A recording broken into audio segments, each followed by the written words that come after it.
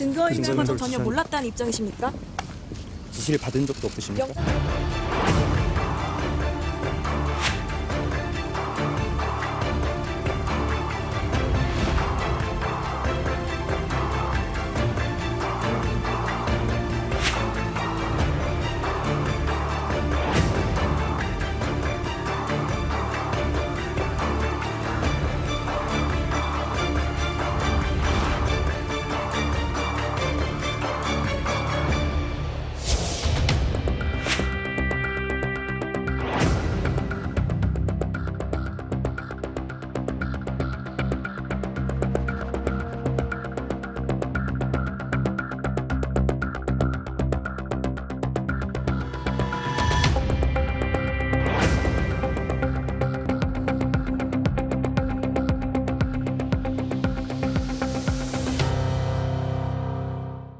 네, 삼성바이오로직스 분식회계 의혹을 수사 중인 검찰이 김태한 삼성바이오로직스 사장에 대해 청구한 구속영장이 기각됐습니다. 하지만 법원은 삼성전자의 부사장급 2명의 영장은 발부했습니다. 어금니 아빠 이영학에게 살해된 여중생, 경찰이 잘만 대처했더라면 지금도 살아있을 수 있었다는 법원의 판단이 나왔습니다. 오늘은 이 두 주제에 대해서 임방글 변호사님과 함께 말씀 나눠보겠습니다. 어서 오십시오. 안녕하세요. 자, 먼저 알아볼 첫 소식은요. 김태한 삼성바이오로직스 대표. 네. 영장이 청구가 됐는데 기각이 됐습니다. 그런데 삼성전자의 사업지원 TF 부사장급 2명이 구속이 됐습니다. 이게 어떻게 해석을 해야 되는 겁니까? 영장이 기각된 게 있고 발부된 게 이제 두 건인데 네. 후자의 방점을 찍어야겠죠. 지금 검찰이 보고 있는 것은 네. 이 삼성바이오의 분식회계가 결국에는 이재용 부회장의 경영권 승계에 어떤 도움을 주기 위해서 한 것 아니냐, 지금 여기에 포커스가 있는 거잖아요. 거기가 정점이니까요. 그렇죠. 그러니까 네. 정점이 위에인데 사다리를 타고 올라간다면 지금 김태한 대표이사의 영장이 한번 기각이 됐지만 그건 그 중간 단계에 사다리가 하나 빠진 거고요. 대신 네. 그 위에 있는 삼성전자 사업지원 TF의 부사장급 2명이 구속됐으니까 바로 올라갔다고 봐야 되네요. 그렇죠. 오히려. 사다리가 하나 빠지긴 했지만 네. 사다리를 타고 올라가는 데에는 이상이 없다. 이렇게 보시면 될 것 같습니다. 사실 이번에 지금 검찰이 지금 주목하고 있는 부분이 지금 진행하고 있는 수사는 증거인멸 관련된 그렇죠. 수사인데 사실 삼성전자 쪽으로 조준을 했다면 증거인멸을 넘어선 더 본질, 분식회계 그 자체에 대한 삼성 전체의 어떤 개입, 이 부분을 이제 보겠다는 거죠. 네, 맞습니다. 지금 김태한 대표이사의 영장이 기각됐을 때 이제 검찰에서 본 혐의 중에 하나가 작년 5월 5일에 이 삼성그룹 수뇌부들이 모여서 이거 빨리 증거를 인멸하자라고 이제 결정을 어린이날이었네요. 했다라는 네. 겁니다. 이 회의에 김태한 대표이사가 참석을 본인도 했다라는 참석을 점도 했는데. 검찰이 이거 증거인멸 교사에 어떤 혐의가 있다라고 본 점이었는데요. 네. 근데 이제 김태한 대표이사는 뭐라고 그랬냐면 나는 거기 회의 참석만 했지 내가 거기를 결정한 것도 아니고 지시한 것도 아니다. 본사에서 직접 우리 그 바이오나 에피스 직원들에게 직접 지시를 한 거다라면서 이제 본사의 개입을 이야기를 했습니다. 증거인멸에 있어서. 그렇죠. 증거인멸에 있어서. 그러니까 이 증거인멸을 내가 시킬 수 없다는 거군요. 그러니까 그렇죠. 본사에서 시키는 거지 내가 시킬 수 없고 직원들도 본사에서 시키니까 한 거다. 맞습니다. 분식회계와 관련된 자료를 지우라고 했다는 거예요, 본사에서. 그럼 우리가 이제 역으로 생각해서 왜 그런 자료를 지우라고 했느냐. 그렇죠. 분식회계 자체를 지시했으니까.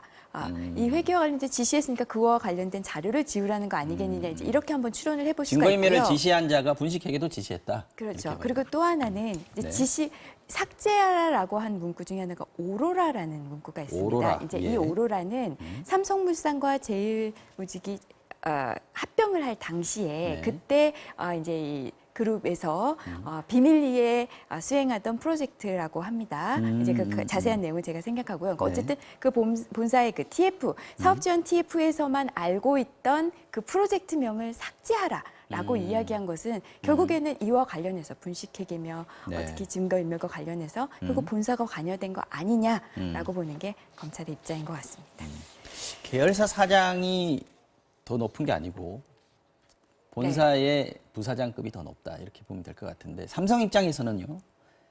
계열사 사장이 구속되는 게 조금 더 낫지 않았을까 싶기도 하고 이제 그러면 위로 이제 올라오겠죠. 그렇죠. 계열사만의 문제로 끝날 수도 있었을 것 같은데요. 그래서 그런데 꼬리 자르기를 하고 그렇죠. 싶었을 그런데 텐데. 이미 지금 TF 부사장급 아까 말씀하신 대로 네. 2명이 이미 구속이 됐고요. 네. TF 사장인 이 정현호 사장, 제가 지난 시간에도 와서 말씀드린 것 다음 같은데요. 타겟은 그렇죠. 정현호 사장일 이재용 것이다. 부회장의 뭐 최측근으로 알려져 있고요. 네. 지금 사무실에 이미 지난 16일에 다 압수수색이 됐습니다. 곧 벌써 소환이 했군요. 네. 될 것으로 보이고요. 그 결과에 따라서 네. 이재용 부회장 역시 소환될 가능성이 있습니다. 자, 삼성바이오가 사기 대출 혐의도 받고 있다. 이 부분이 이제 한겨레 신문 오늘 보도가 네. 나왔었는데 이거는 지금 이제 경찰의 수사가 분식회계의 결과에 대해서 들여다보고 있다. 이렇게 보면 되겠습니다. 이제 분식회계, 이제 회사의 가치를 이렇게 올린 다음에 그 다음에 이제 대출을 부당하게 받았다라는 것이고요. 네. 그거 외에도 뭐 회사차를 발행한 것도 있고요. 이렇게 가치를 높인 다음에 상장이 될 수 없는데도 그 가치를 높인 다음에 상장이 됐다. 이런 게 전부 다 특경법상 사기나 아니면 자본시장법상 사기적 부정거래에 해당된다라고 지금 보고 있다는 건데요. 이게 네. 금액이 상당합니다. 잔액 기준으로 보면요. 이 네. 대출과 회사채 발행 금액이 8,700억 원인데 이게 빌린 다음에 갚은 거까지 해서 총 빌린 거를 계산해 보면 이제 수조 원대에 이를 것이다라고 보니까 네. 만약에 정말 분식회계라는 점이 드러난다면 그걸로 결론이 지어진다 하면은 여기 죄 또한 굉장히 무겁다고 봐야겠죠. 분식회계 자체도 범죄 행위이고요. 그렇죠. 그리고 분식회계로 인한 어떤 행위 결과가 부정대출, 뭐 사기대출이라고 하면 거기에 대한 형량이 추가해서 더해지는 상황이 될 것 같은데. 네, 맞습니다. 이 부분에 대해서 어쨌든 결과적으로 검찰이 아까 말씀하셨다시피 주목하는 거는 이재용 부회장이 여기에 관련되어 있느냐 하는 부분 아니겠습니까? 네, 지금 이제 언론에 보도된 거에 의하면 이재용 부회장이 뭐 그 삼성 바이오의 또 자회사인 삼성 에피스 임원과 통화하는 내용들이 나왔다. 그 내용에는 네. 이제 이재용 부회장이 굉장히 관련된 이슈에 관심을 갖고 있었다. 거기 보고가 있었다. 뭐 이런 내용들까지는 우선 나옵니다. 네. 물론 조사는 아까 말씀드린 대로 정윤호 사장뿐만 아니라 이제 다른 관련 증거들을 봐야 할 텐데요. 그런데 이제 증거인멸이고 분식회계 간에 이 죄가 성립되기 위해서 제일 1단계 단추가 네. 분식회계라는 점이 우선 입증이 돼야 됩니다. 되니까. 근데 이 분식회계라는 점에 대해서 아직까지 이야기가 조금 오갑니다. 다툴 여지가 아예 없는 것은 아닙니다. 분식회계로 된 점에서는 지금 이 자회사인 에피스를 바이오의 자회사인 에피스를 관계사로 볼 것이냐 자회사로 볼 것이냐 뭐 이런 그 좀 법률적인 논쟁이 있습니다. 여기에 대해서 또 일부 또 회계사는 이것은 뭐 관계사로 보는 게 맞다 뭐 이런 의견들도 있었기 때문에 이 부분은 지금 법원에서도 좀 다투고 있거든요. 다툴 행정소송도 부분들이 하고 많아요. 있고요. 네. 그렇기 때문에 분식회계라는 첫 단계 단추가 우선 끼워져야 이후에 이제 다른 범죄가 쭉 성립하게 되겠죠. 알겠습니다. 자, 다음 이슈 보겠습니다. 떠올리기 싫은 이름인데 어금니 아빠로 불리는 이영학의 살인사건 다시 언급할 수밖에 없는데요. 당시 경찰이 초동 대처를 잘못해서 피해 학생이 죽음에 이르렀다. 이걸 이제 법원이 인정을 했네요. 자, 국가가 유족에게 배상하라 이런 판결이 나왔습니다. 먼저 판결 내용부터 좀 소개를 좀 해주시죠. 네, 말씀하신 대로 법원은 경찰이 실종 신고를 받고도 제대로 대처하지 않았다. 이렇게 제대로 대처하지 않은 것은 직무상 위법 행위다라고 해서 국가의 손해배상 책임을 인정을 했고요. 대신에 이 피해자 유족들이 구한 금액에서 30%만 인정을 했습니다. 그래서 1억 8천여만 원에 배상하라라는 판결이 내려졌습니다. 그러니까 경찰이 대처를 그때 잘했으면 살 수도 있었다라는 네, 건데. 구체적으로 이제 그 직무를 위반한 부분은 무엇이냐면요. 네. 우선 이 피해자의 어머니가 112에 실종 신고를 합니다.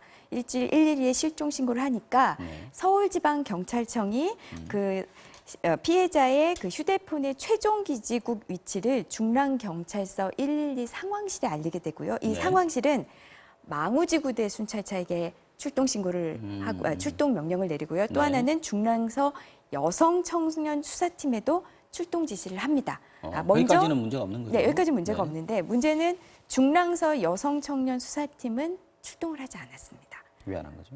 한 명은 자고 있었다고 하고요. 한 명은 다른 일을 하고 있었다고 합니다. 아. 수시간, 3시간 후에 네. 출동을 했는데 아주 그 형식적인 상황만 확인하고 끝이 났고요. 그래서 출동을 하지 않았고요. 그 다음날 업무를 인계할 때에도 그냥 단순 귀가 안 한 것처럼 그래서 굉장히 형식적인 보고만 하면서 인수인계를 한 거예요. 그러니 이때까지는 그 피해 중학생이 살아 있었다는 거 아닙니까? 그죠? 그렇죠. 신고를 할 당시에는. 왜냐하면 실종 신고를 한 다음에 13시간 후에 사망을 했거든요. 네. 그래서 이런 점이 하나 문제가 있고요. 망우지구대 순찰자는 이제 출동을 했습니다. 출동을 했는데 이 경찰 앞에서 피해자의 어머니가 이 이영학의 딸과 통화를 합니다. 이영학의 네. 딸이 피해 아동과 피해 학생과 제일 마지막에 만났기 때문에 그러면서 우리 아이가 무슨 옷을 입고 있었니 이런 통화를 하는 거를 옆에서 들었어요.